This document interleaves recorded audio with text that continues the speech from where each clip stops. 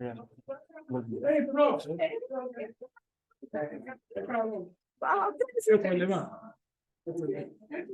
Hey, Chris, how are you? Good. I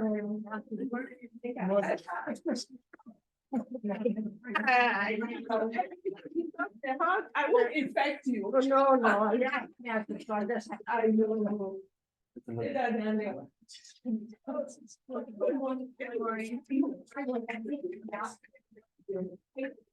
Okay, I think that's fine. But let's connect the mic. How are you there? I'm not giving. I think I'm finding them.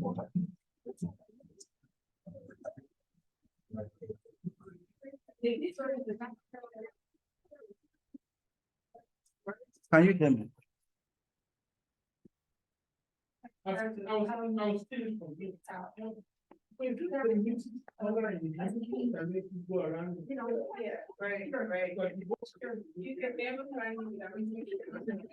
That's a great idea. All right. Can you hear me?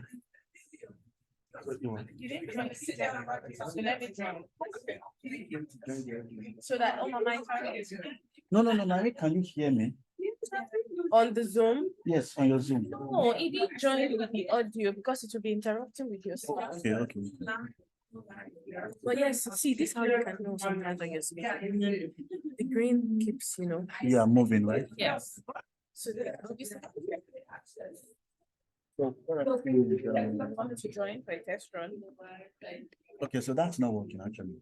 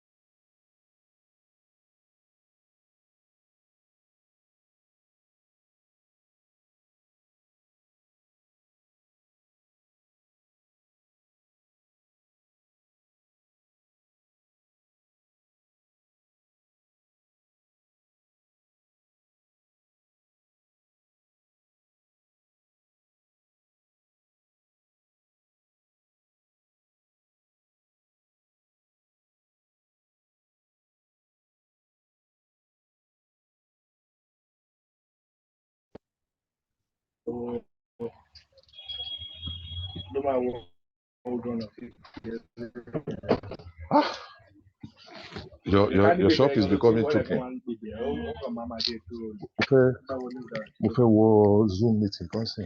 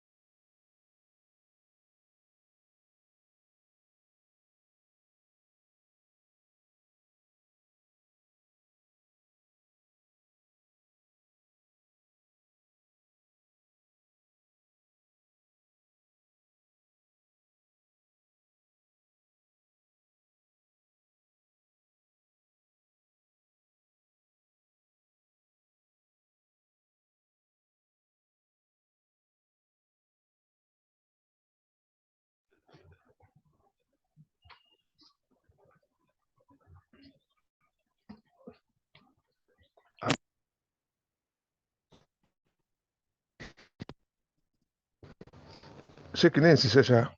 Earpiece. Hmm. Kó ṣiṣẹ́ o. Ó yẹ kó ṣiṣẹ́.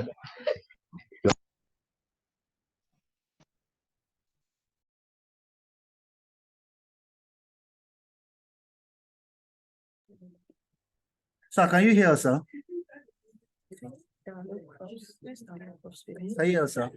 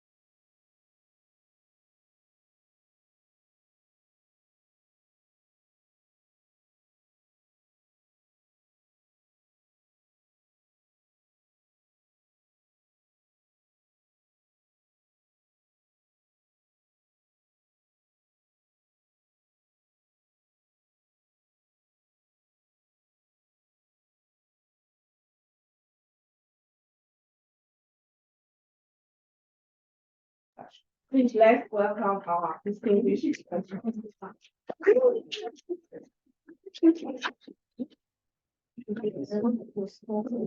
no, just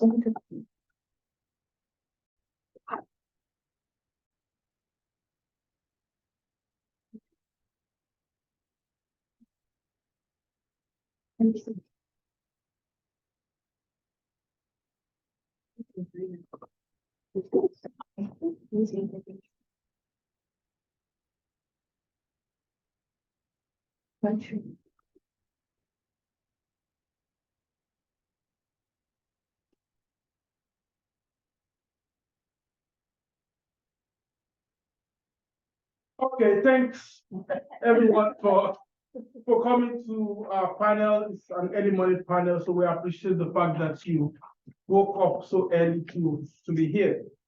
My presentation is based on the chapter of my ongoing book, length research on the history of Fuji, a popular culture of Southwestern Nigeria and global African diaspora. And I'm here to present the most difficult chapter of the book. The book is the only chapter that is giving me the most headache, and hopefully I will get some comments that will help me improve on it. I'll also try to talk about why the chapter is the most difficult, why it's the most problematic. From a country on the threshold of disintegration during the 1960s, during the Nigerian Civil War in the 1960s, the 1970s in Nigeria ushered in a major cultural and artistic revolution made possible by millions of dollars in revenue from the global oil boom. In the process, Afrobeat was born. Juju finally left the shadow of highlight to become a mainstream music. And African American global musical cultures emerged all over the country.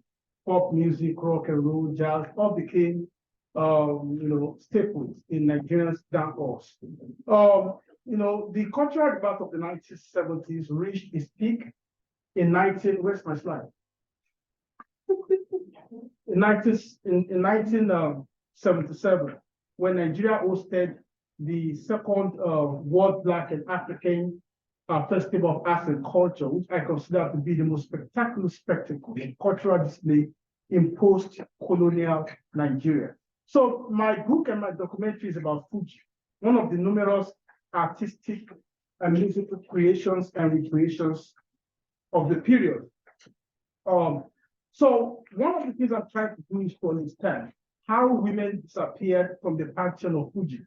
Right from the 1970s, women were among the pioneers of Fuji. So I'm showing you materials from 1977. Karimoto Aduke was the first wife of Sikiru Ayinde Barrister, the man that created Fuji. She released the Fuji album in 1978. The lady beside her is Alake Omoromojowo, who later renamed herself as Alake Alasela. She released the Fuji album in 1977. In broader context, in time context, she is contemporary of Sikiru Ayinde Barrister. They invented it together. That was exactly the time Fuji was invented, between 75 and 77. In broader context again, this is a superior of K1 the Ultimate, who is the biggest name now. So how did women who were part of the creation of a genre disappear? So, and that is why I said that the chapter on music, on women, is the most difficult chapter of the book that is giving me problem, because I'm trying to understand the historical realities that paved the way for the masculinization of a particular musical creations that actually started also, that women also contributed significantly. So another we don't remember these ladies anymore. They don't even, people don't even remember them. Most of Fuji artists today don't even know that there was Fuji Mommy. And this was in 1980.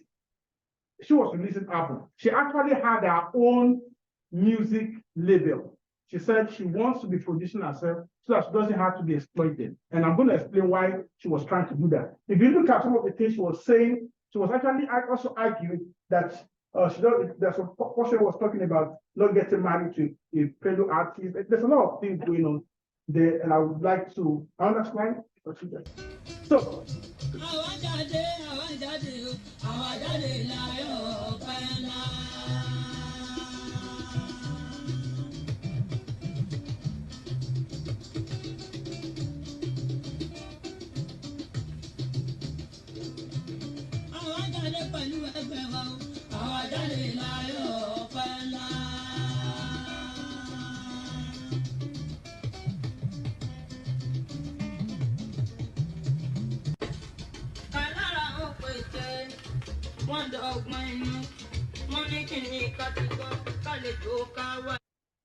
So this is a sample. I tried to play this sample to give you an idea that the way women were playing Fuji at that particular period, this is the 1977 album, celebrating the success of one of the football teams in Ibadan winning, and of course also commemorating the ascendancy of Ibadan and they in 1977. In other words, the style was as high as the style that was being played by most of the men, even better than what some men were playing at that time. Secret Ade Barrister, who invented the creator Fuji, the style was played exactly in the style. So in other words, what actually transpired, what actually happened. So this is like the same lady. Now I'm going to play another one before I begin to provide some context. Here, and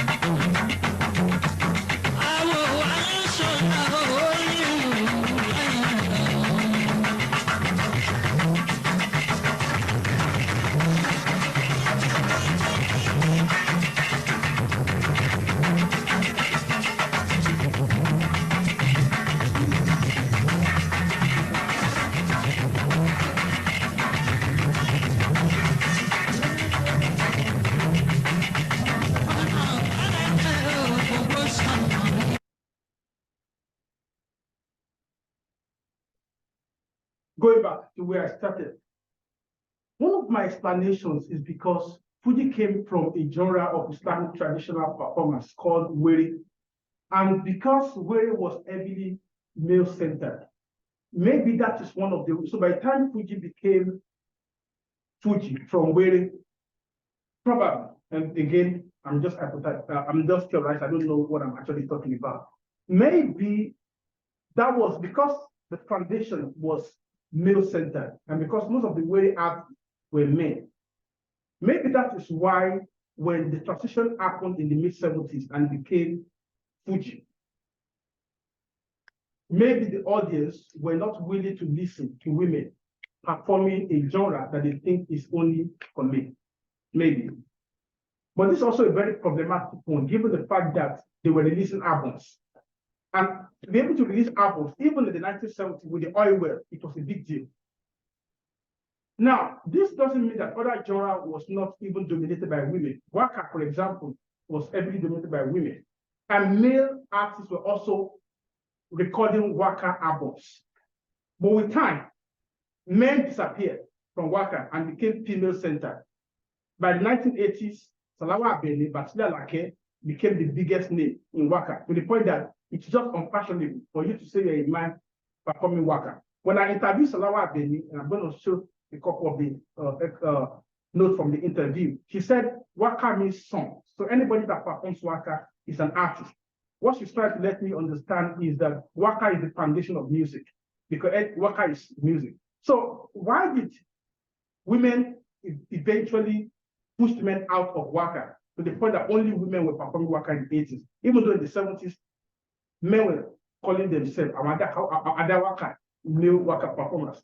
Is it because of the fact that women later dominated this. Batila Alake was very powerful, and men could not compete with Batila Alake, to the point that it's better for them to just stay on their lane and avoid competing with women and just decide not to perform waka with women again, given the fact that women artists were spearheaded. So, so another argument I'm making is the whole concept of mommy Fuji or lady Fuji is problematic. Fuji should be Fuji. My theory is that maybe because these ladies were calling themselves Lady Fuji or Mommy Fuji, they were already making it look as if Fuji is male already. That let Fuji be Fuji, instead of saying because there's nothing like male Fuji or men Fuji or daddy Fuji. So maybe the whole idea of Mommy Fuji is already giving the impression that Fuji is male. And mommy basically means that the female part of Fuji or the mommy Fuji or the model of Fuji or something like that. That's another thing. That if you look at some of the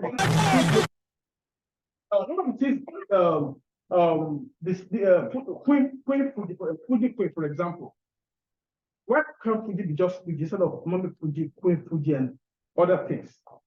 Now, Salawa Abeni's story is a very good example to understand the very complicated role that women play in Fuji. And again, like I said again, I don't even know what I'm talking about, but this is the most difficult chapter to write about. She rose to fame in 1976 with an album celebrating the killing of Muritala Muhammad, a Nigerian military ruler. And she was 15 years old at that time. She was born in 1961. So she recorded her first album in 1976. With time, she fell in love with her promoter, Latif Adepoji, and got married to Latif Adepoji. That was around 1978. During this period, Kolecha Ayinla, who's a Fuji artist, was arguing that they were already dating, and that while she was with Adepoji, they were also seeing one another. And there's this very, very scandalous song that Kolecha recorded in the 1980s, claiming that she was the first to have sex with her before she went to Adepoji, and that became a kind of scandal. But with time, Salawa was not happy with Adepoji by 1983. And it's a very difficult fight to fight because Adepoji was her husband at the same time a record label producer. Very problematic. What was the accusation? She argued that Adepoji was not giving her enough royalty. She argued that Adepoji was impregnated a manager, a female manager. She argued, and then Adepoji, this became a big court case. It's everywhere. The court case was everywhere in the 1980s. And Adepoji countered her by saying that she was always going to perform when the kids are sick, that she leaves the kids at home to perform, and that she's not a good mother, and that she was also cheating on him. So the point and emphasis is that with time, she was able to, she fought it out in the court. It was all over in the 1980s, 1983 specifically. The case was serious, and then with time, she was able to get divorced from the court, and so she got divorced and moved on with her life. In moving on, she married Koletin. Koletin is a Fuji artist. So she moved from marrying a record label owner to a Fuji musician who also had a record label. Koletin had a record label at this particular point in time. And so I'm going to play. Oh, are we there? Yeah. And this is 1983. It is 1984. Has contributed immensely to the television industry in Nigeria, having performed on several television channels. The woman star artist is now married to Alhaji Koletin Ayinla.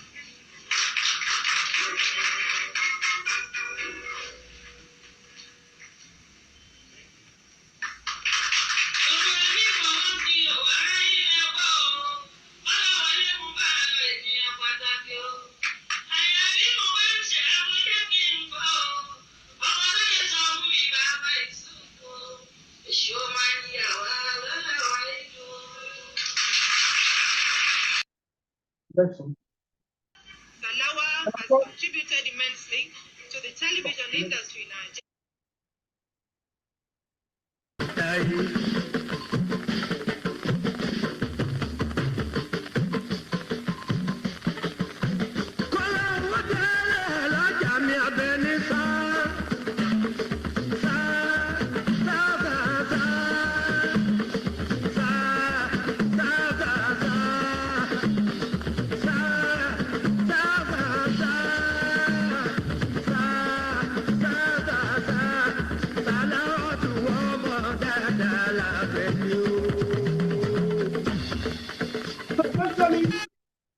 essentially both of them were composing songs for each other, right? They were so madly in love. They were appearing in shows and composing songs for each other. Now, the implication here is that the implication is that Salawa's career changed permanently to the point that by 1984, people argued that Salawa was no more performing waka. She was performing Fuji. Her husband is like the second in ranking in the function of Fuji at that point in time. So by 1984, they already argued that this sound we're hearing is no more waka. But what did she call it? She called it modern waka. And modern waka for most people is actually not waka. Now, the point is, was Salawa afraid of calling her own genre Fuji to avoid competing with her husband, Kollington, at that point in time? Or was Kollington the one that was saying, no, you can't be playing Fuji with me. You should call your own modern waka. From 1984 all the way to 1990, Salawa was competing or was contesting the classification of her genre as Fuji. And when she was denied a big music prize in the 1990s, she came out publicly and said, I am not performing Fuji. You are classifying my song in the Fuji category, and that is why I'm losing out. If you put me in the right genre, which is waka, I will have won. So the point in emphasis is that what does it mean for her to be wife of an artist? What does it mean for her to be mother of 3 children for Kollington? What does it mean for her to also be an artist? In all these things going on simultaneously, and other difficult way of finding identity.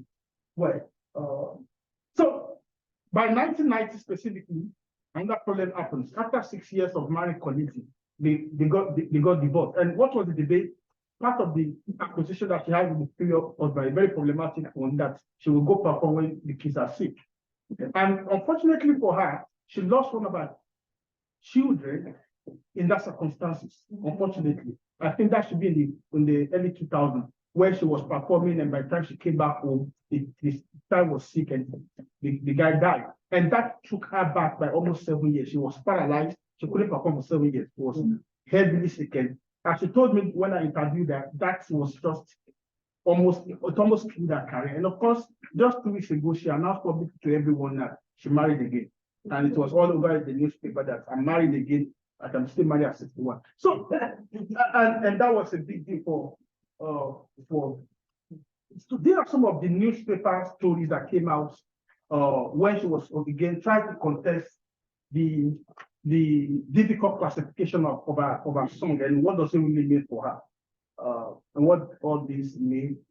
But now I'm going to talk about another artist, and then after these examples, I will try to see if I can summarize and make sense of this. Can you play? Yes, can you play? Yeah. No.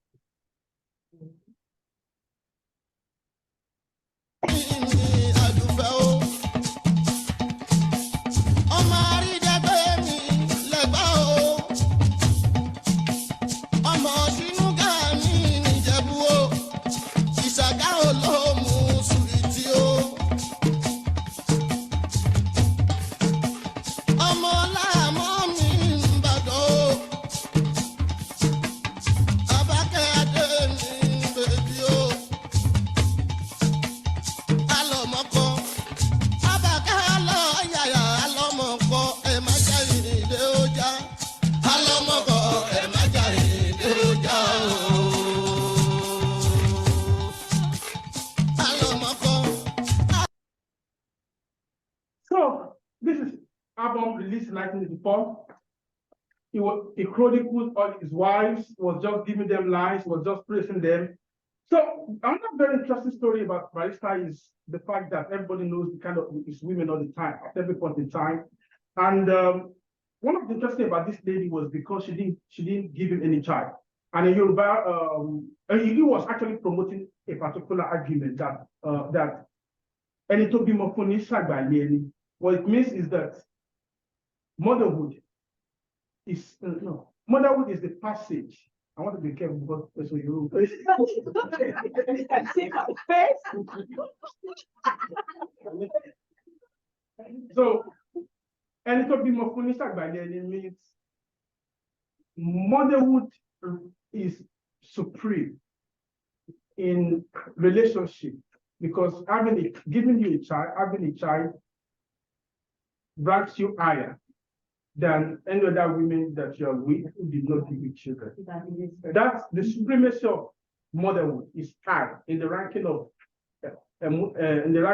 romantic relationships, right? If I'm close to that. But this lady did not give him a child, and they were, I think she had fertility problem for a very long time, and she was singing here that, and she's going to give us a child, and she's going to prove to her that she's a real wife. The real wife must give you a child, and so he was helping the lady to fight childlessness at that point in time.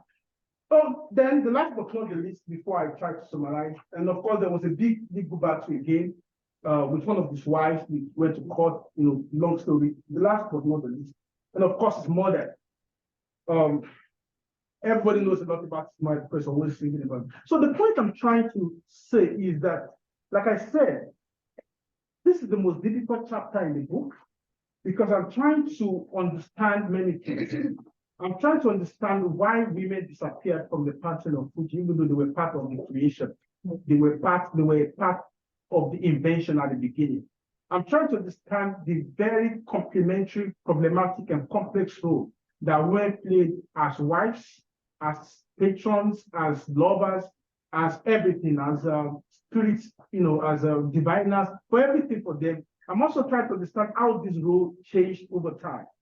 So this kind of scholarship takes us away from conventional scholarship that is heavily fixated on the question of sexualization of women's body, on the questions of the problematic representation of women, to looking at something that we don't easily see, that is difficult to read in the archive, but we may have to invent new language and vocabulary to position these things carefully. So I welcome your contribution. I hope that this contribution will help me think better about the materials.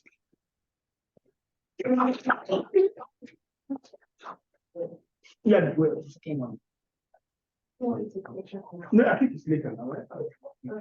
Okay, thank you so much. Could we please give me a better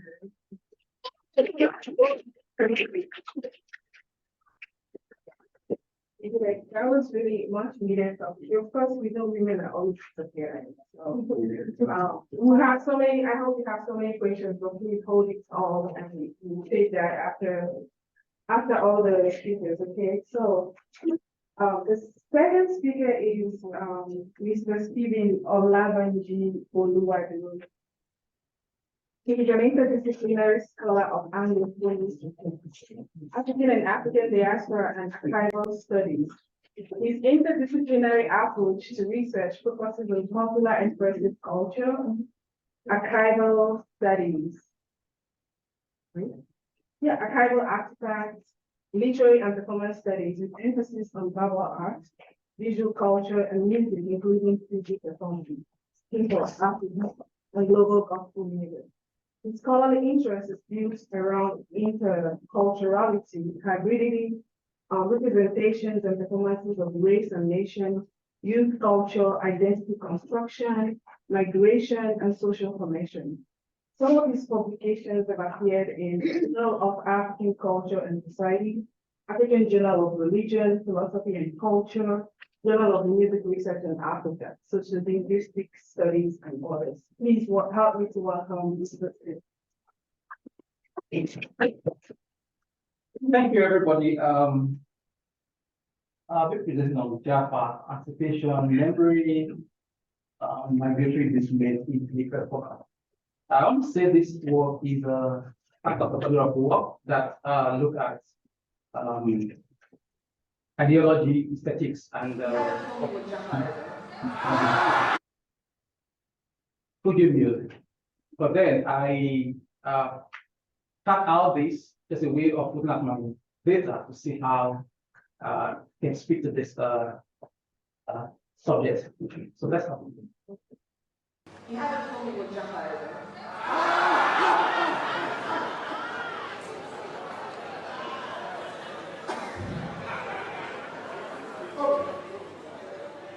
Let's see. Japa. with a goal, and I can't do that for you. Wait now. So, Java is a word that describes the entrepreneurial spirit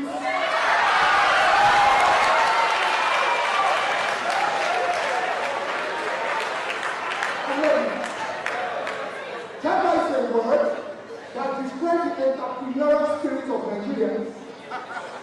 And in that same word, it means that Nigerians, with all our content, all our gifts, skills, products, we want to export them.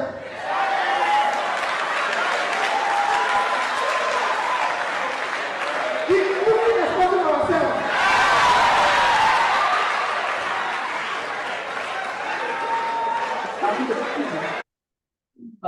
As you can see, Java is a local climate that has gone global, and of course, talking about circulation of people, talent, and all have you. Over the summer, a friend was going to be a story about his visit to a driving school for the first time, and someone asked him, "Did you flee for Africa?"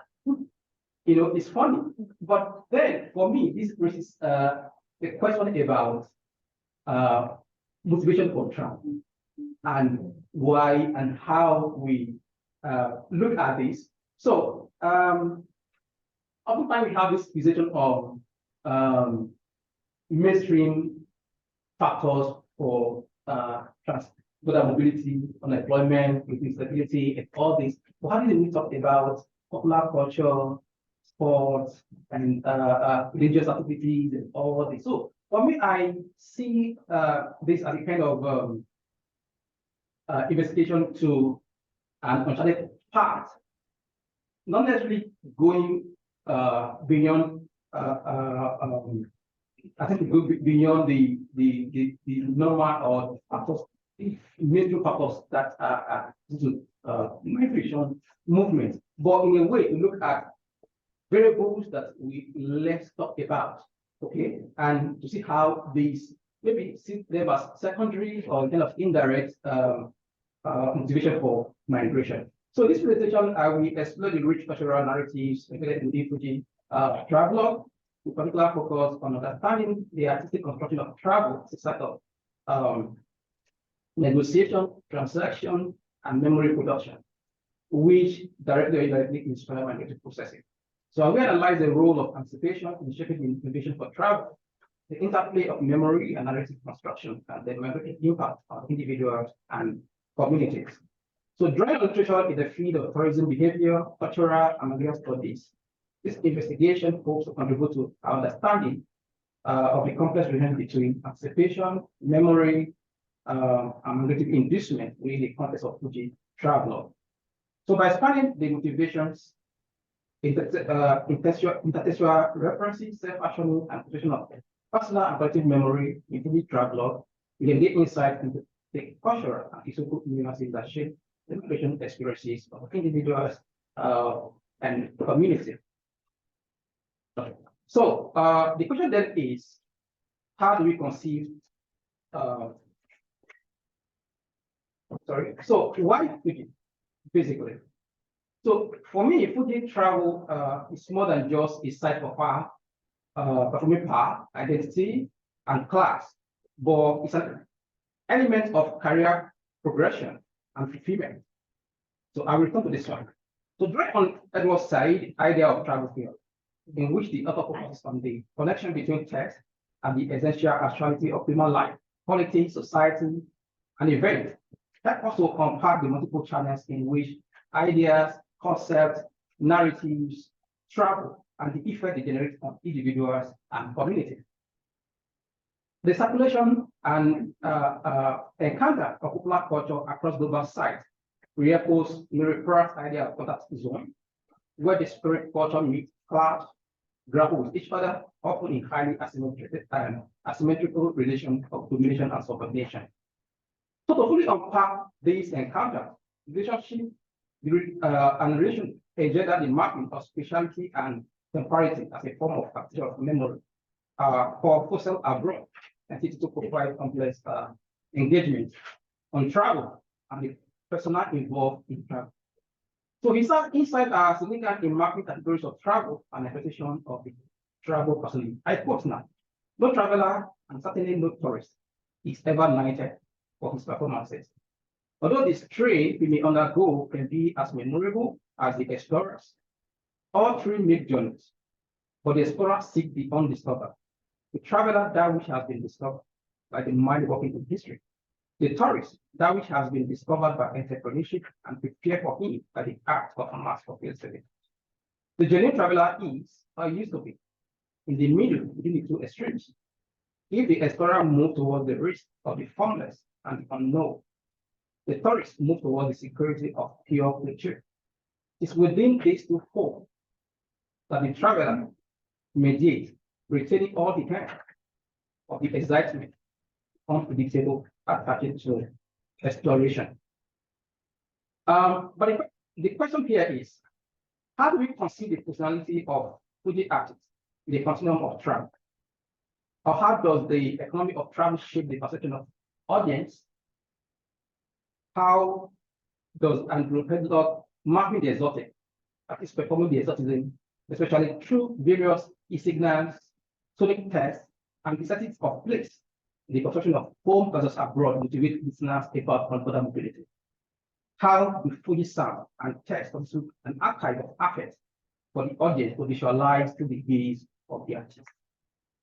So for this study, I argue that Fuji artists are social actors, assume the personality of travelers, explorers, and tourists at the same time, in the sense that they seek to incorporate the undiscovered, the historical discovery, and produce the spatial discovery mass of publicity as social entrepreneurs.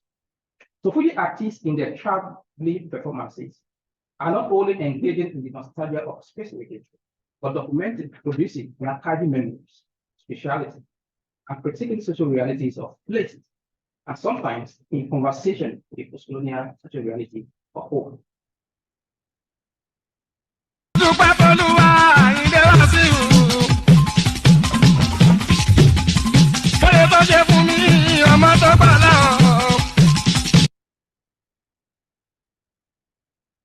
From allowing to Yoruba public theater too. So travel is not new to Nigerian popular culture and fashion, but we seem to have placed more premium on travel in recent times, either in the form of tourism, pilgrimage, rather, tourism or performances as a way of communicating power, stardom, fandom, and aesthetic validation. Hence, the free travel draw on African tradition referred to as partly as agency to speak back to the empire, to set up African aesthetic identity, and to tell African story by themselves on the one hand. And on the other hand, it's a travel from the margin to the interpreter center. The artists engage transcultural transposition to accommodate metropolitan social reality, thereby producing cosmopolitan Fuji artistry that facilitates contact with celebrated figures and iconic sites, and thousands of patrons who are often energized in their travel.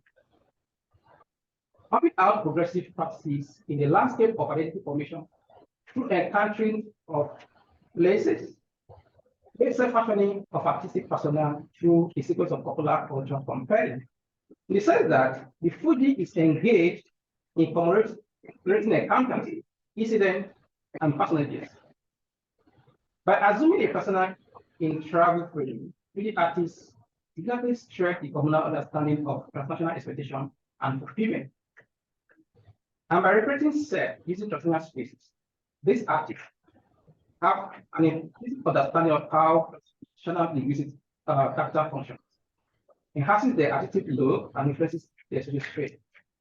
Then to be sure, they are aware of the specific power of the social influence of masculine pastoral text in the digital space, which was only bear the exponential mark of cosmopolitanism and comfortably the position the artistic self in a more powerful spotlight to build discuss community.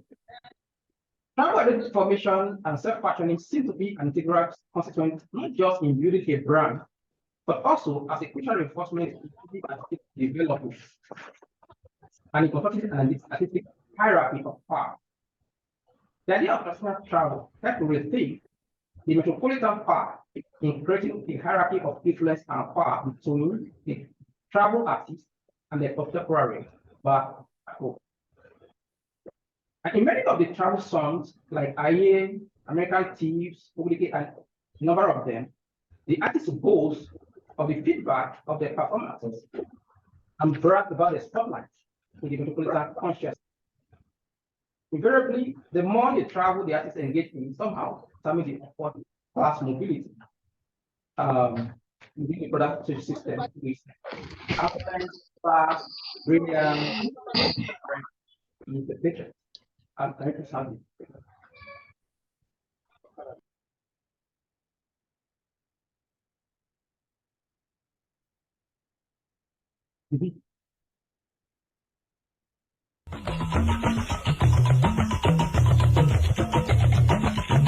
Ẹ̀sẹ̀ tí o gbọ́, Amẹ́ríkà tí mo rè ó jọ mí lójú.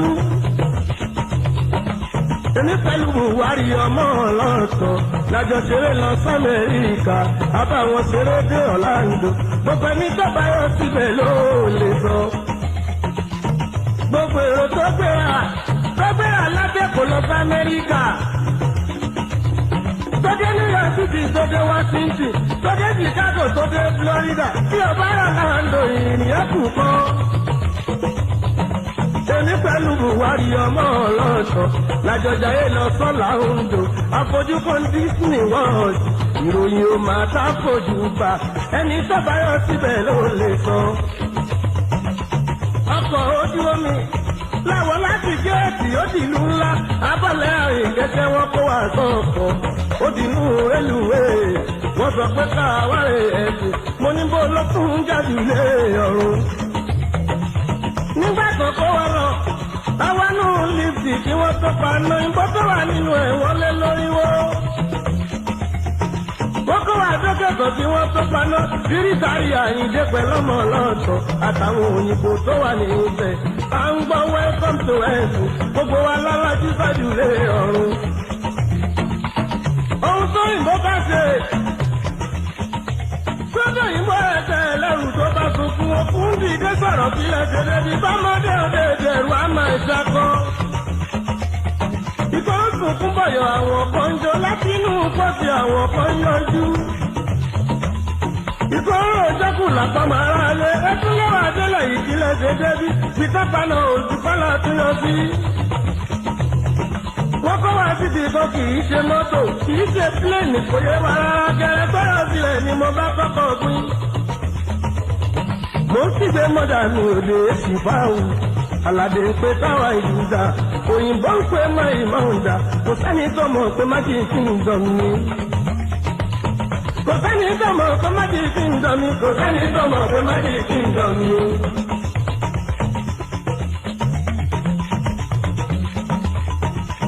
Nọ́mbà tó paná, nọ́mbà kó wà délẹ̀ kó lọ wá ń dúpẹ́, ẹni bá sọ pé mo kúrò ajíkọ̀ máa ń dà, ẹgbẹ́ kó nítọ̀ òwúrọ̀ Orlando. Ní Florida l'Amẹ́ríkà, amọ̀kùnlé ayé kù sí ibi. Dúpẹ́ Olúwa Àyìndé wá sí ìhù. Fóyè tó ṣe fún mi, ọmọ tó gbà láwọn. Bẹ̀rù bá dúpẹ́, mo ṣe bá gbà mí. Ẹni bá mọ̀ dúró ló ń dúpẹ́ wá sí Àyìndé ọlọ́run mi, èmi máa ṣọpẹ́ o.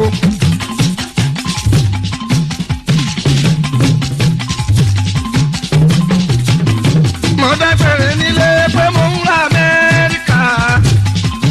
Ọlọ́run ṣọ́ mi lọ, ó sì tún ṣọ́ mi bọ̀ wálé. Àlàyé mo kẹ́rù wálé. Ọ̀pẹ́ mi pàtàkì láwọn ọlọ́run ọba ìgbé. Àṣẹ̀ṣẹ̀ bẹ̀rẹ̀ ní kí ló ti rí o.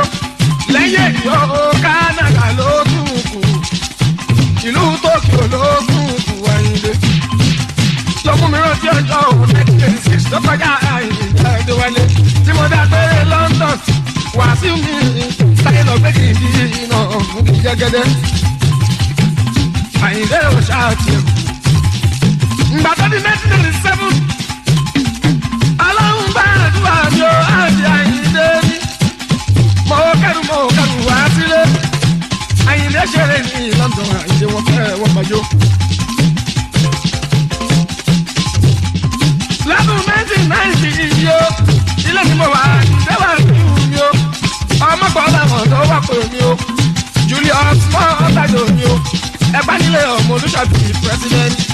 Intercontinental music and art production. Ó ní kàkà Amẹ́ríkà ká lọ lùlù fún ojú.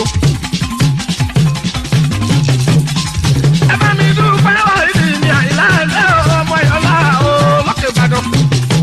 Jíjí mọ́ ṣe dúpẹ́ lọ́wọ́ yìí. Àyílá orí ẹ̀ kò ní láíláí. Wọ́n ṣe ṣe jù wọ́n lọ́nà o. Wọ́n ṣe ṣe jù wọ́n lọ́nà. Alájàdé mi Lámídì. Fúfútà mi Lámídì ọ̀rẹ́ mi Alájò. Ọkọ̀ tìlú ti Ìbàdàn ọkọ̀ Tàlàbà. Bàbá ọmọkànlá ọ̀rẹ́ mi Lálàjì ẹ̀dá mi dúpẹ́. Wọ́n ṣe ṣe jù wọ́n lọ́nà o. Wọ́n ṣe ṣe jù wọ́n lọ́nà. Ìtàkùn bàjá.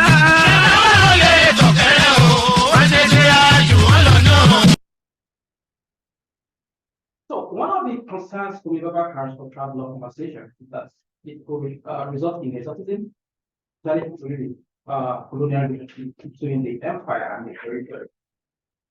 Of course, oscillating the realm of explorer, tourist, traveler, associated entrepreneurs, and fell between the artists to ignore the intention of the society and producing the ecosystem.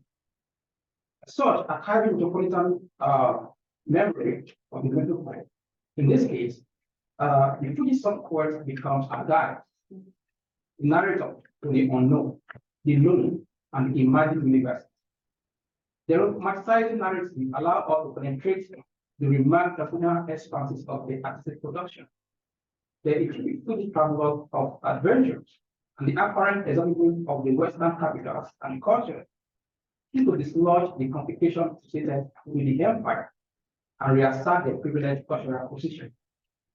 As aside, here, Europeans and other Western world reservate in becoming the focus of the erotic and exotic gaze of other audiences.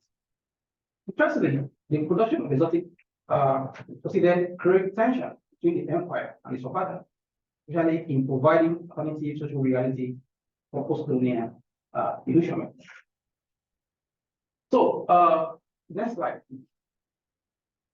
So with the video we've seen, the text here, you can see how these artists talk about power, talk about gains, talk about booty, what they receive from the Western world, the benefits, what they get. We said there was something about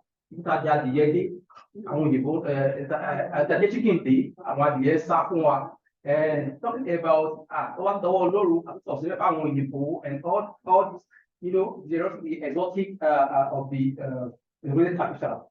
Next slide. Yeah, this again talking about America, Germany, Emaboa. And not also forget Kwawan, you know, talking about Akeru, and all these. Talking about the gains, and when you go to America and go to Britain, you just get there, you have a lot yourself, you have a lot, and compare with what you have at home. So this, in a way, help the audience, the listeners, to visualize what gains lie ahead of them when they travel. Okay, so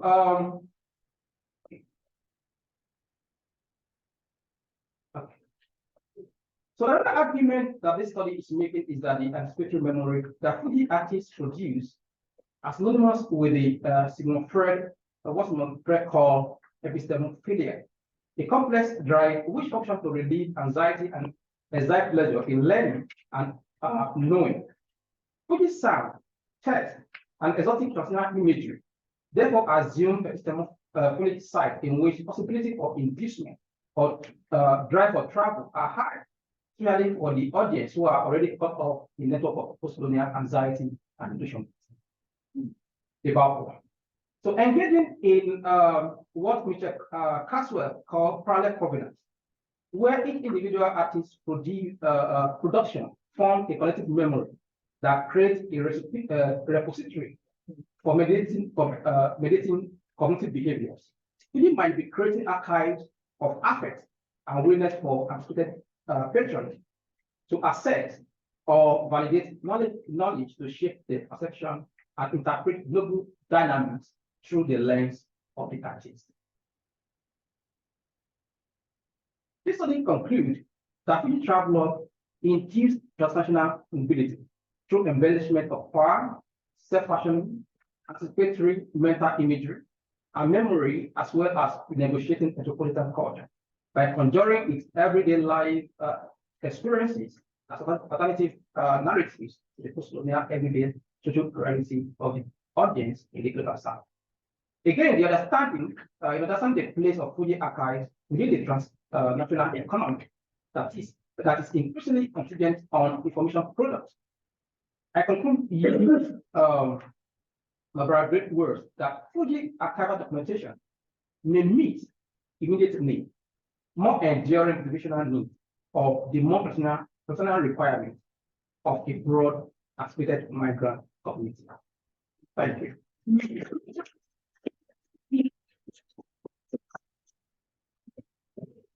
Thank you so much for the introduction. So we'll hear the last speaker and then we'll get all the questions, okay? Now we'll hear, sorry, Mr. Sunday is not able to be here, but we have the recording of the video. It's actually on Zoom. Oh, so we're going to play video first and then we'll respond to questions. Okay, all right, so I'm going to introduce him. Mr. Tunde Busari was born in Osun State, Southwest Nigeria. His parents were farmers who taught him from childhood attitude to hard work and courage. He attended John Mary Primary School and Muslim Grammar School, and then went to Obafemi Awolowo University, where he got a Bachelor of Arts honor in History and International Relations. He served as a teacher during his National Youth Service in Delta State. He has since then been a practicing journalist working at major newspaper organizations in Nigeria and beyond. He is currently the publisher of the tabloid.net, a weekly news magazine in Nigeria. He was the chairman, Tribune Chapel of Nigeria Union of Journalists. He is the national president of the Muslim Grammar School of Shobo Oats Association. He is also the Priori in Itoria Marathon King. A chief editor title conferred on him in April 2019 in honor of his professional accomplishment. He is married and blessed with children. He is a music and sports enthusiast and public affairs analyst. Busari is author of My Journey with Barry Wonder. He is about to publish a book of his relationship with Alaafin of Oyo, who passed away in 2022. He currently serves as the special assistant to community communication to Osun State Governor, Senator Ademola Adeleke. Please, a round of applause.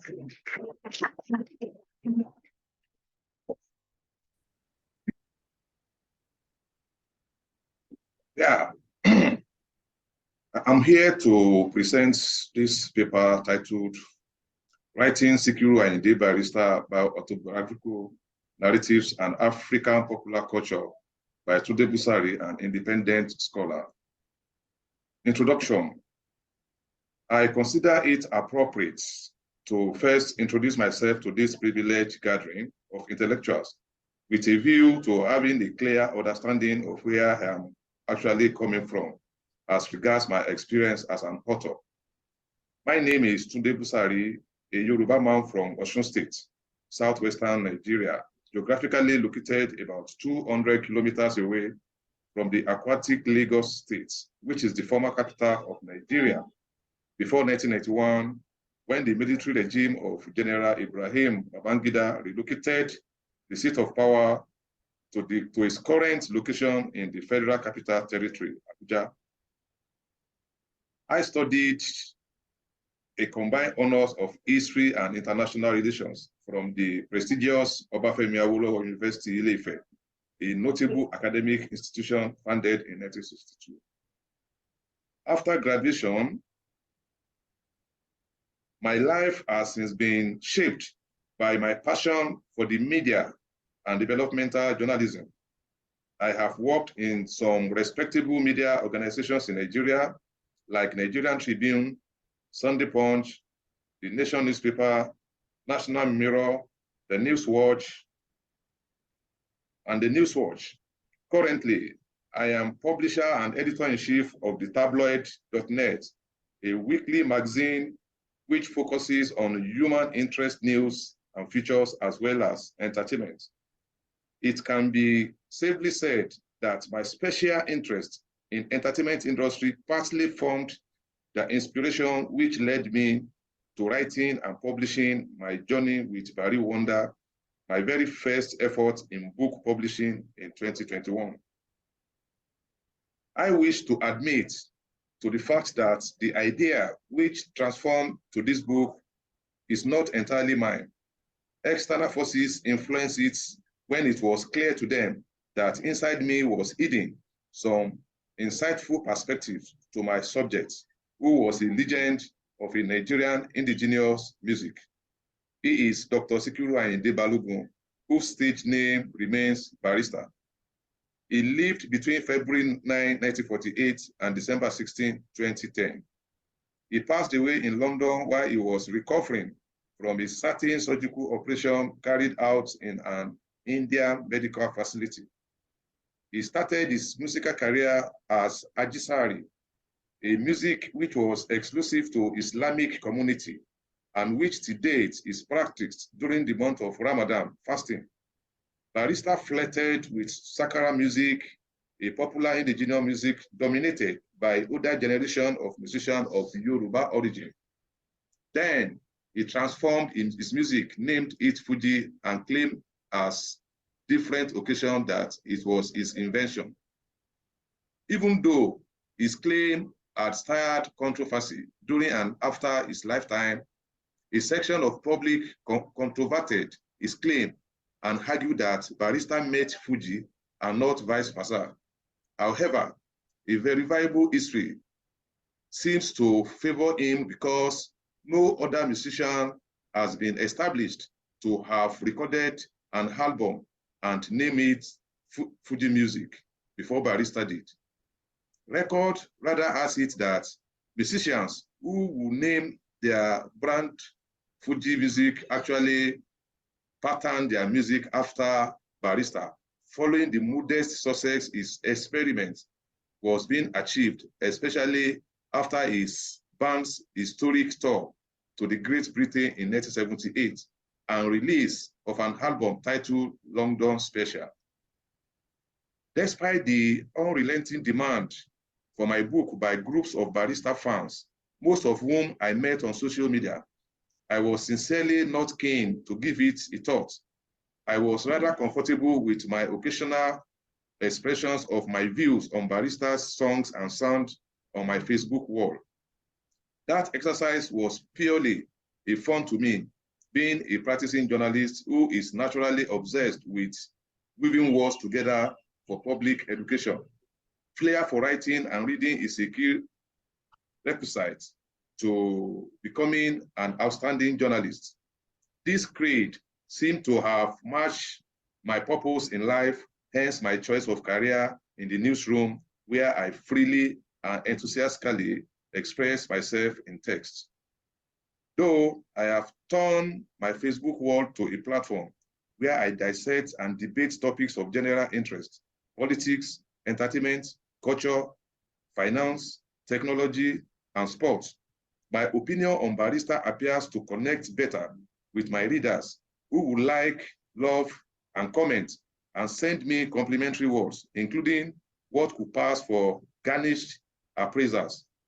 Many will write that they read and confirm for the first time certain blurry information about Barrister through my write-ups and urge me to continue to guide them. I can recall a respondent who remarked that he knew me to be to be very close to Barrister at his Fuji chamber residence during his lifetime. The shock here is that I never met that man beyond that surprise comment on my wall. Even if he walks up to me now as I present this paper, I will not recognize him. Another compelling reason that caused me to write the book was the need to further appreciate the tireless struggle of Barrister to weather the storm of other brands of music and made his Fuji's a frontline music, which created employment opportunities to numerous youths, including those who are not really talented, but who pick a role model in Barrister. It is on record that the emergence of Barrister in the 70s posed a danger to indigenous music like Sakara, Akpala, Highlife, and Juju. Although Juju music may be said to have still survived Barrister's onslaught, Sakara and Akpala and Highlife were not as lucky. Fuji has successfully pushed them to the rear and up to the point of near extinction. How did Barrister achieve it? Barrister brilliantly tapped elements of these other genres into his Fuji, thereby making his Fuji attractive to fans of those brands of music. He completed what I would call his efforts of identification by waxing an album, which he titled Fuji Reggae Series 2 in 1979, and came up with a distinct definition of Fuji. In the album, it begins with a question.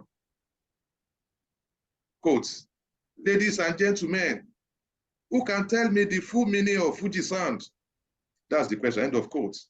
It goes further to explain, quotes, "Fuji sound is combination of music consisting of Sakara, Akpala, Juju, Afro, Gudu, Aro, possibly Highlife," end of quote.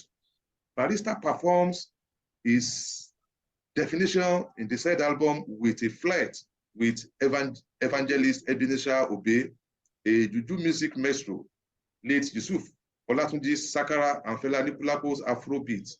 To further make himself clearer, he also features for the first time a drum set, an instrument already known with Juju and Afro.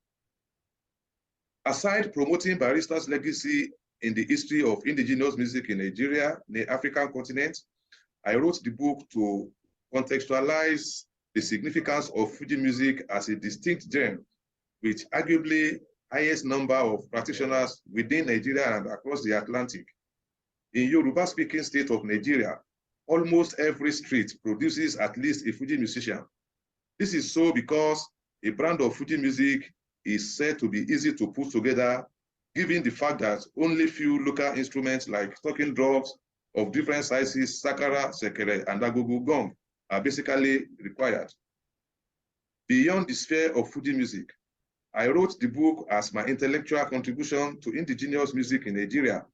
In this context, the book will say complement to related literatures already on bookshelf. This will broaden researchers' options in the course of their data collection on evolution, development, and exploit of Nigerian indigenous music. Consequent upon this, I hold those who pushed and indeed put pressure on me until I gave in and delivered this book within a year of their intense campaign against my undisguised apathy.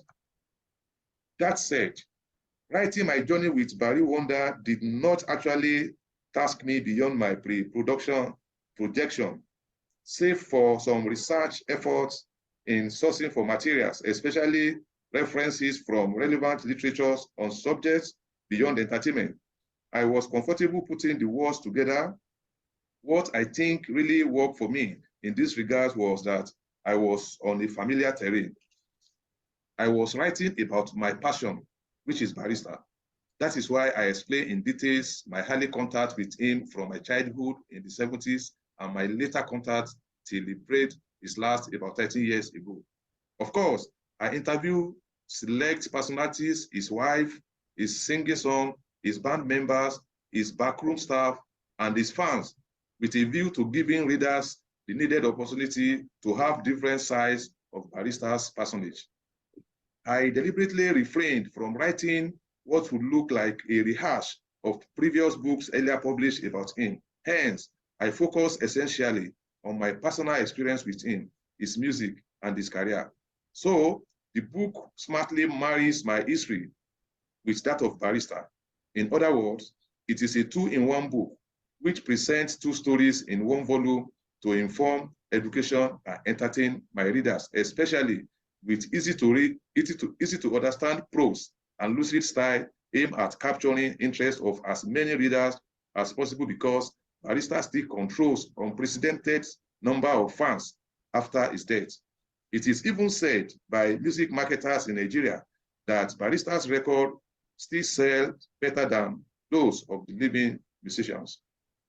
Each of the 14 chapters of the book successfully digs out exclusive information about my relationship with Barrister.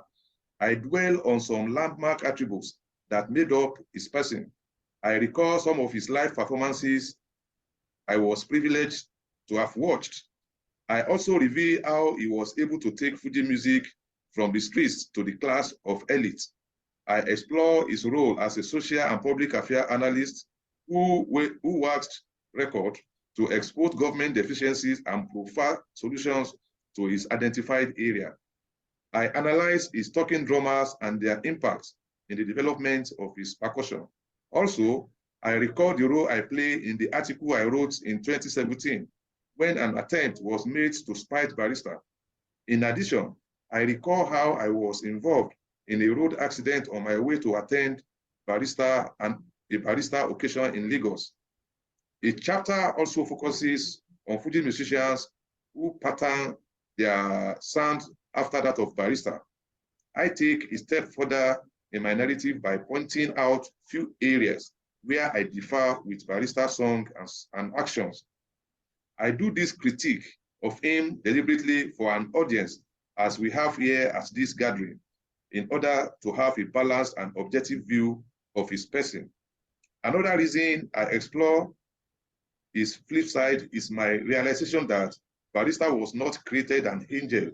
He was a mortal who was fallible and indeed was prone to slip in his words and actions. Finally, some feedbacks I have so far received from readers points to my display of profundity in Barrister's composition of songs and sequence of his lyrics, including the sound of his instrument. The readers' reactions describe me as one who had actively and closely followed Barrister with detailed ears and broad mind. They said that more than they had known before, the book has further helped their understanding of Barrister and his music, such that they now relate with it as a guide when issues about Barrister arises. My modest interpretation of Barrister's track on Nigeria's socio-political issues from Nigeria's Second Republic to 2005 is well acknowledged and commended as a chapter which, according to them, naturally aroused their desire to read the book to the last page. On this note, I thank the organizer of this gathering. I am thankful to Professor Said Adenito, who facilitated my participation and to whom I refer as a biological brother I never had, because of the value he has consistently added to my appreciation of knowledge and knowledge dissemination. Thanks to everyone. God bless you all. Thank you.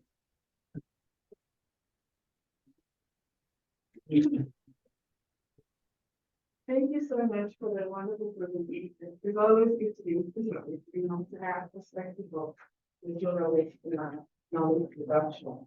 So now we'll open it up for questions for any of the speakers. Now, please be free if you're asking questions. Yes, go ahead. Let me see the range of activity talk presentation for to sort of the other what's and of course I'm sorry. So I have 3 questions for Prof. So my first question, Prof, is you were trying to answer the question how women pretty much dominated Waka eventually and how maybe they put like push out men. But I think one of the questions we often try to grapple with on Lagos Island Fuji is the role that Islam has played in that potentially has played in that demarcation. Because as you know, a lot of the credits where that has to do with Ramadan for the emergence of Fuji. And maybe because of that Islamic demand of not having women be part of the Sahel part. Maybe that's one of the reasons why we eventually could dominate that very part and eventually. So I guess the question here is, what do you see as the role of Islam in the gender dichotomy in very Waka and eventually, if any? And the second is on the question of privileging both Arila and Arila Wellington and Marisha on the male side and Martina Testing on the female side. A lot of people actually complain about why many of the people who were about Fuji in Nigeria focus on those four. And when in fact, they've been going back to the side of people like Pasadena and Sakalai, some of them were actually social Fuji people, and oftentimes they talk about them. I wonder if you navigate that. And of course, the last one is the role of producers like Babala Sabatara and what's the role? A lot of I mentioned the role they probably have to play in that gender. Maybe they privilege people like Barista for lynching, because I don't often see that conversation about producers and female Fuji and English. Maybe they are a roast bill or not. I was just wondering.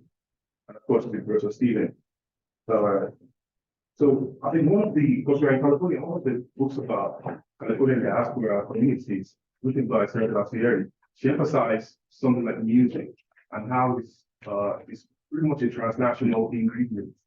So it's not like people came from, say, Syria and brought their music from Syria to California. She was saying that people often go to Syria, Argentina, there's steps of migration along the way that influence that music that eventually brings to California. So I was wondering if that emanates in your finding as well. That is that something we've seen from people not coming from Nigeria directly to America. Maybe they actually have stops in Togo and SA, South Africa, and those places influence the way they imagine their music before they eventually brought it to the US, or just like a straight shot from Lagos, Nigeria to the US, or there is a transnational dimension to that music you refer to. So that's my question. Yeah, do you want to answer? I'm going to try not forget because I think also I mentioned at the beginning of my presentation that this chapter is the toughest for me, and I actually cannot say that I know what I'm doing with it, honestly speaking. The book has 8 chapters and is already with contract with University of Chicago Press. But the problem with the chapter is because I'm trying to do extensive research on why women couldn't occupy the space they were destined to occupy, even though they performed really good. And I decided to give you samples of their songs, just to let you know that they were actually good artists. So one of the problems with research is the disproportionate opportunity availability of resources and research materials. And this is also a function of the concentration we have. In other words, we have more materials to write about Barista because Barista created Fuji, no more no less. That's what happened.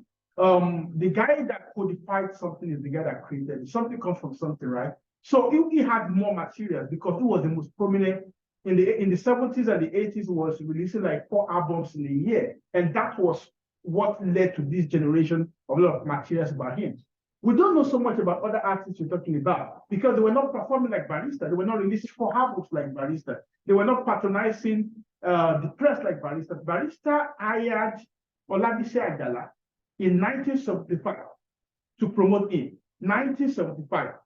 And the first article to be composed by any person to be called a Fuji artist was composed by Olabisi Ajala in 1975. We all know who Olabisi Ajala is. And from 1975 all the way to 1980, Ajala was promoting Barista aggressively.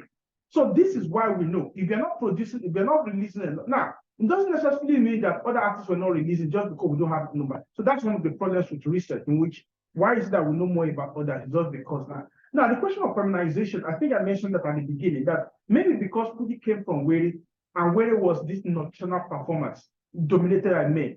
And maybe by the time it transitioned from Fuji, from Were to Fuji, many people were not willing to see women performing something that they think is exclusive to of men. And another theory which I advance is maybe the whole idea of Mommy Fuji, Lady Fuji, Queen Fuji.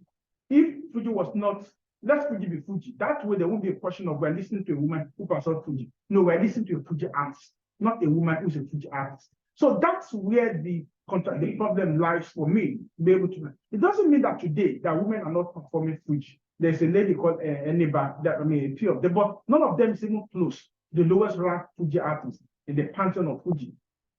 And so what actually transpired, if Alakiala Shila did not disappear by 1985, maybe she would have been as highly ranked as Wasiu Ayinde or Kollington today. And so that's the few that I think I tried to answer all the questions. But I actually can't claim that. So materials matter, feminization of art, and no, it's about waka. Like I said earlier, in the 1970s, men were releasing albums titled Waka. Idawaka is Islamized. It's heavily Islamized genre. But like I said, by the 1980s, men were not releasing Waka anymore. Women pushed them away completely. Men, thanks to Bastille like you, very few people could compete with at that point in time. And there's Lawa called our own modern Waka. Once she married Kollington, they will say, whether it was Waka or quality of sound. Let me just stop there so that we can have more. Yeah, thank you. Yeah, thank you for the question. My perspective on this work is to see not from the migrants, but from the artists, how the production induce people who are back at home to visualize what lie ahead for them in Europe, in America, and that could induce them to want to embark on national mobility. That's all. Then also quickly add to the question you asked. I also think the experimentation Barrister engaged in between that and 7 to around 95, like 10 or 15 years, that he was experimenting with different genre of music. Also helped in about. I didn't see any of the lady who did that, so that would also help to position Barrister in that topic. Thank you. We're going to take, please, one question from each, and then we go around and have more time. You can add more questions, okay? Yes, okay. This question is for our president. As I like to call him, wonderful presentation. But I want to push back on 2 of your theories about how women became marginalized. And the first one is this idea that women became marginalized because the audience became sexist or were not receptive. I hope I characterize that. And the way you put it immediately reminded me of the argument that J.D.Y. Peel made about how women founders of churches in Yoruba land, they were the original founders of many of those alternative churches, Aladura and all that. And then suddenly, the men took it over. And what J.D.Y. Peel, one of the arguments he made, was to talk about the sexism of the culture. But I push back on that because if the culture were so totally sexist, in the first place, they would not have emerged. The fact that they existed, especially at that level that you're talking about, does not lend itself, as far as I'm concerned, to the idea that, oh, the culture was sexist. If it was so crazily sexist, they would not have become successful. They were not only successful, but at a higher level. So I would want us to think much more of that. The other thing I am also thinking about is the idea that when a female performer, and it's not only even in music, when the name or the title of mama, mother, mommy is attached to you, that is about feminization. I don't think so. when I say I don't think so, because some of the arguments I made about so-called gender categories is that in Yoruba land, the category of mother is not gendered. I don't know how else to put it. I think that the title and the position, and maybe I should say identity, but I want to move, I don't totally embrace the word identity. The identity of mother is such a master identity for women that whatever we do, even when you become president, it's as if they don't put mama president, you are not big enough. I don't know how else to do it. Mother is such a plus in ways that father is not. Nobody carries father up and down, right? So I don't see it just as a thing about feminization. It's about enlarging that person. And so I would want you to consider it. And that's why even the book, What Gender is Motherhood? That's one of the arguments I made about you can't reduce mother to gender in Yoruba society. And so when that is attached to you, it's such a big plus from the perspective of the society. But of course, this contrasts with Western society, where they say things like, oh, the only thing African women could be is mother. I say you're mistaken. The only thing, it's like saying the only thing an African woman could be is God, you know? So that in that context, it's not that gendery that you see.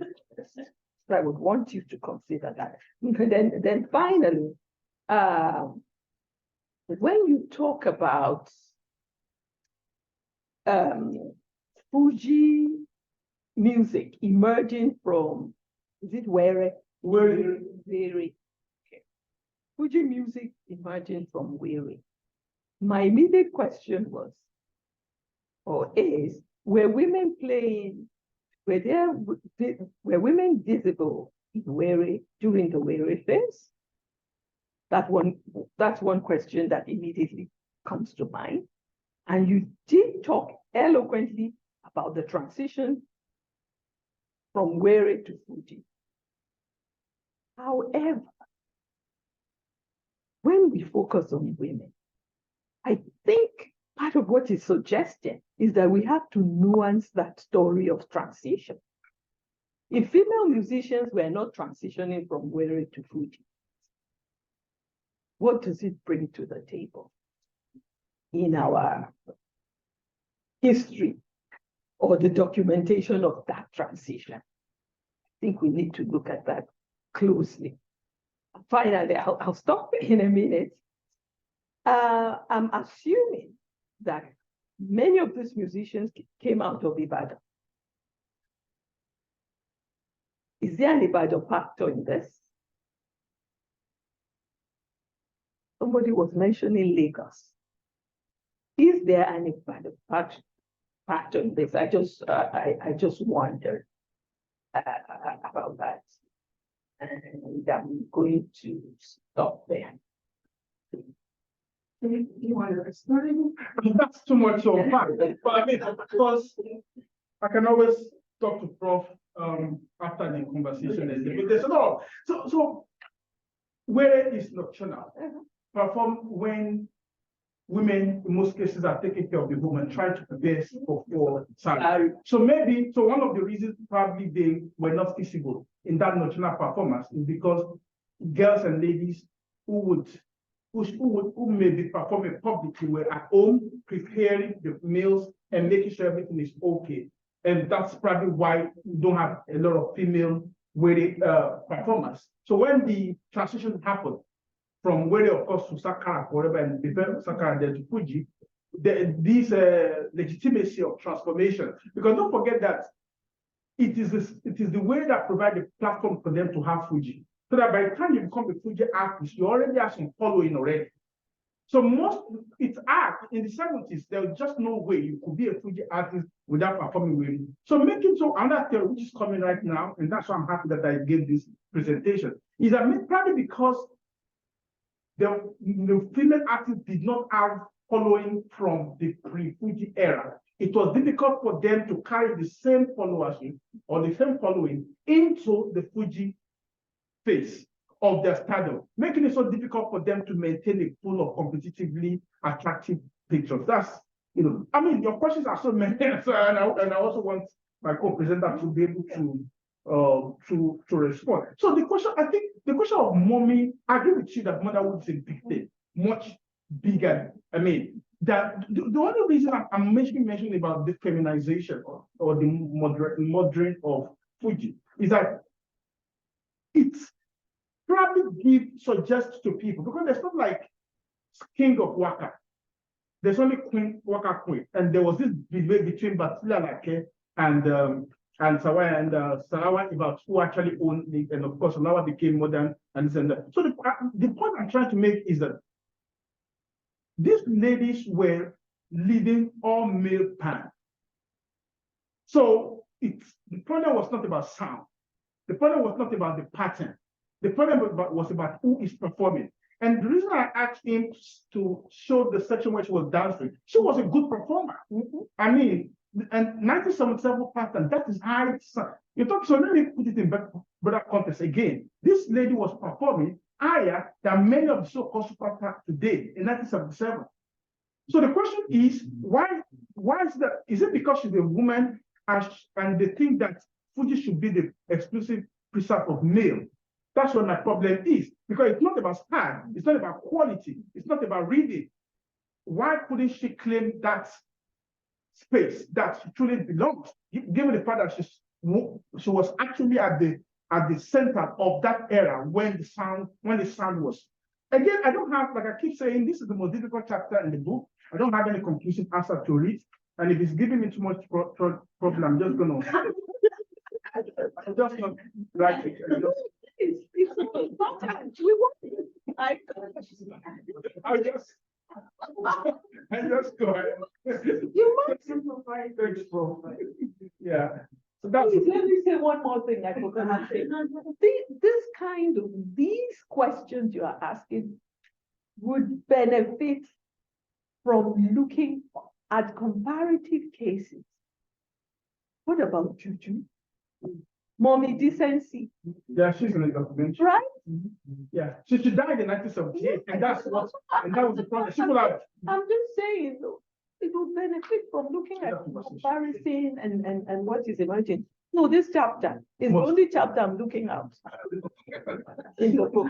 Thank you. We have, one question. Yeah, my question is to Mr. Busari. So I was just wondering, when he said that his book is a marriage of his life and the life of Barrister, right? And I'm wondering the kinds of at what was positionality and how was it like writing such a book in terms of, because it's like it chronicles his own life and also the life of Barrister. At what point, what kinds of issues occurred while trying to put that out in that sense, knowing that Barrister was his focus and also using his own life to touchlight Barrister's life? At what point, issues of positionality and how that impacts the authenticity of the detail, right, in the book. So I'm curious. Yeah, it's able to speak. Hello? Mr. Busari, can you hear us? Are you there? Is it there? Is it? Yeah. Can you unmute? Do you know if you had a question?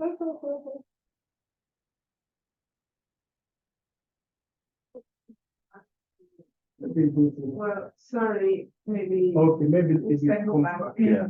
Please, if you have a question, wait, do you want, yeah. I just want to return to the question asked by my friend from UC Davis about, at the beginning, about Islam, and I do apologize because I'm not very knowledgeable about this subject. But did I see that Barista was an Alaji and that he had a Muslim name, that he is Muslim? And it seemed to me as I watched the presentation that there were a number of Muslims who figure in what you're talking about. And I guess my question was, does the prevalence of Muslims in what you're talking about simply reflect the presence of Muslims in Yoruba population, or are Muslims maybe more visible in this area of popular culture than their percentage in the population? Is there any is Islam important in this conversation at all? And I think you asked that question, and I too was curious about it.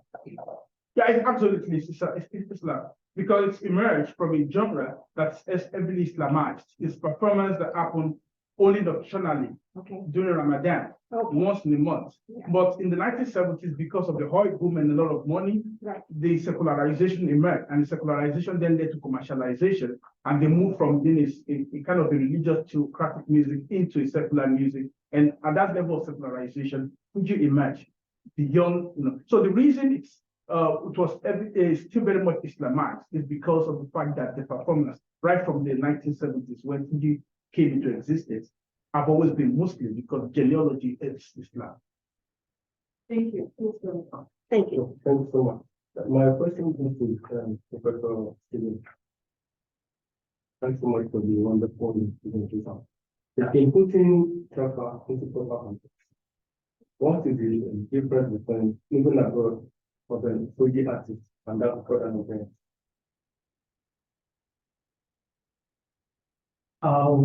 Well, thank you for the question. I think basically for the artist, there's a level of comfort in quote and the followers at home. So Jaffa in their own case, it's not really like the that of the listener, because they can oscillate across border.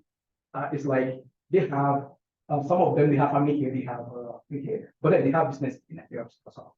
But the immigrants who are, more or less fed up with the whole thing, the economy and everything, and of course they want to go. So it's like they are feeding these people about the life here, and which kind of make them about, if it is true. And of course, you want to believe these people because they live the life. Okay, so then let's go. Thank you so much. Thank you for all the presentations, really amazing.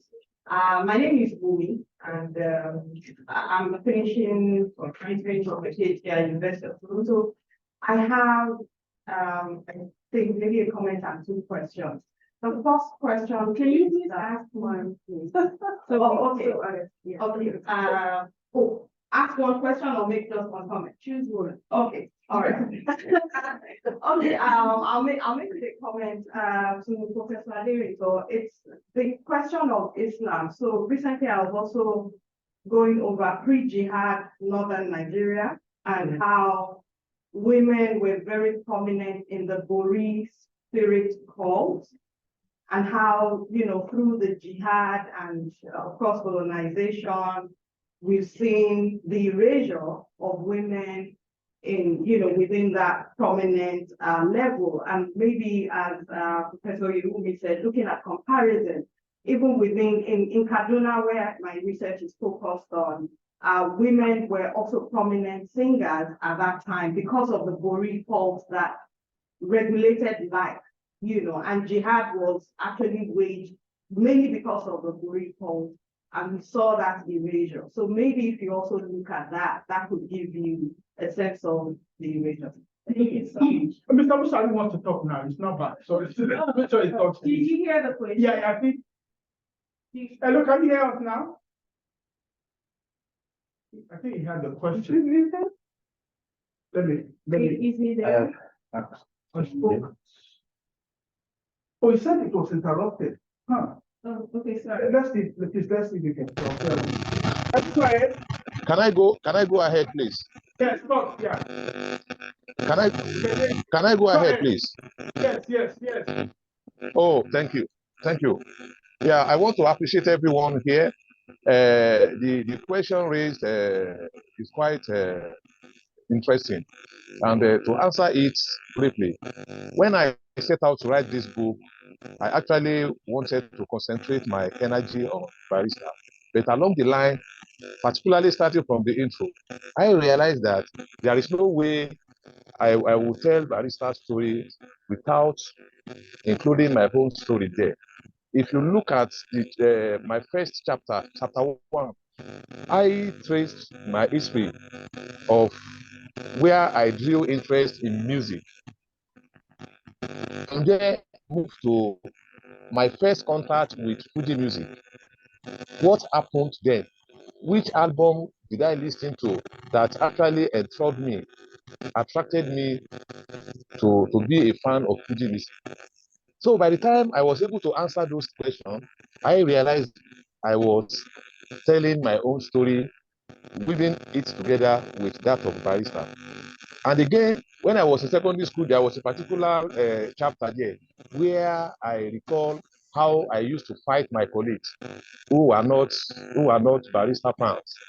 You know, they were fans of other musicians, and when they released albums and we were trying to compare them, it's like a war of superiority between my barista and their whole choice of musicians. So it's physical fight to then. So and as a secondary school pupil, for me to have engaged in physical brawl with fellow students who are not aligning with my, so that means something to me. So when I got to university too, I play in my all of residence. When we discussed sports and music, I was always on the side of barista. So I narrated my growth from the beginning from childhood to adulthood up to the time barista died in December. So that book, I said, is two in one book, in the sense that whatever you read in that book, you are going to read the catalog of my life history, right from my childhood up to the point barista died. I use that approach in order to make it clearer to my readers. And again, from a journalist approach, a reporter's approach to make it lively for people to understand. I think that is my reason I use that method. I hope I'm clear, sir. Thank you very much, sir. Thank you. Thank you for the opportunity. Long greetings, everyone. My name is Esther Jailo. I'm sorry because I think better on my feet. Right, thank you for the amazing presentation.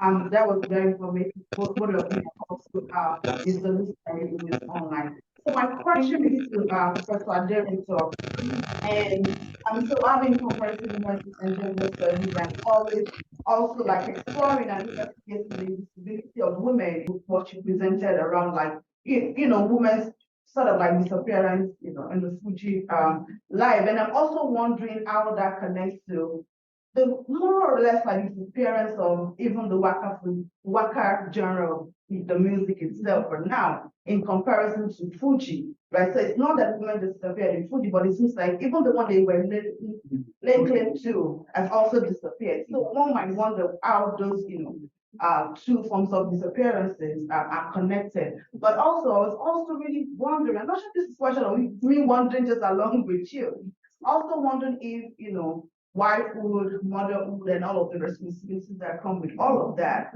also played a part. So you gave an example about Salawa, who eventually like lost a child while she was playing and what that meant for her, and also how the two husbands, right, the first and then Collins, were complaining about how she was perhaps like negligent and not able to, be live up to the expectations of motherhood and wifehood and all of that. So I was wondering if all of these, right, connects to how women just like, get pushed down because you're like, oh, you're not living up to this, you're not living up to that. Or even for them trying to live up to all of these, if that impacts on how well they're able to really continue to thrive in the music industry and also other fields of life. So this is just more like opening up, the sort of questions out to you. We can have more conversation about me. You and I can always talk. Absolutely. Yeah, what's more fascinating is to realize that she lost a child while she was out performing. Right. And that's basically maybe confirms what everyone has been saying about the fact that she's not able to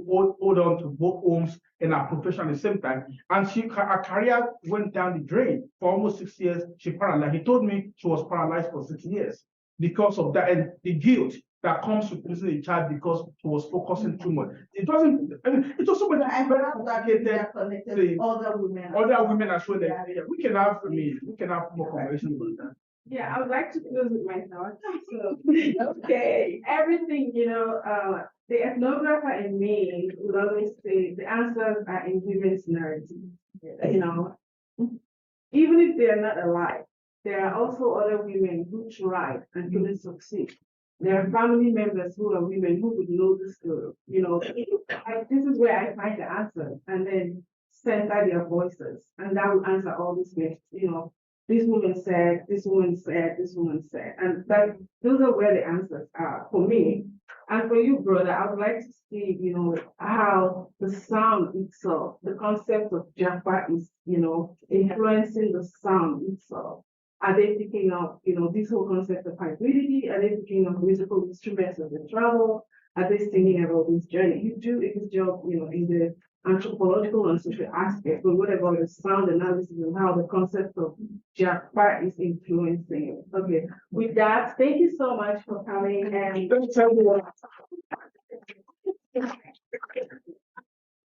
Let's thank does it again. Yeah, thank you.